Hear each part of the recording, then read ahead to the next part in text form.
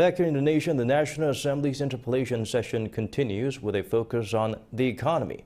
Lawmakers put energy source issues along with corporate tax cuts on the list of questions for key officials. Bo-kyoung brings the highlights from Wednesday.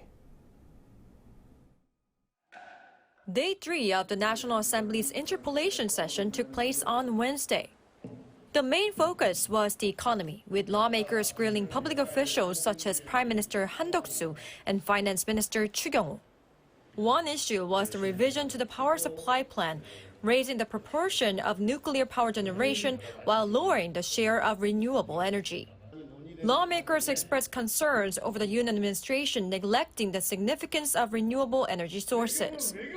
The Prime Minister said the energy mix is more practical and that the administration acknowledges the importance of renewable energy. Not just the nationally determined contributions, we believe the energy mix should be both renewable and nuclear.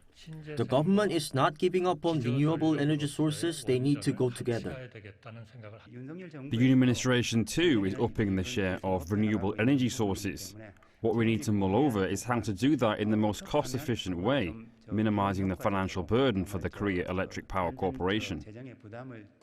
There was fierce criticism over the expected fallout from the U.S. Inflation Reduction Act, the CHIPS and Science Act, and the Biden administration's biomanufacturing initiative. Lawmakers called on officials to keep a close eye on proposed bills in the U.S. that could affect South Korea's strategic industries. The government's push for cutting corporate tax was also heavily criticized, calling it a tax cut for the rich. But officials pointed out that it is a global trend and is aimed at encouraging foreign firms to enter the South Korean market.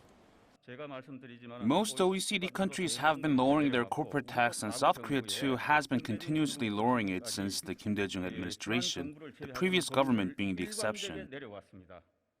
Both Choo and Han added that regulatory reforms would create a trickle-down effect with more jobs and investment.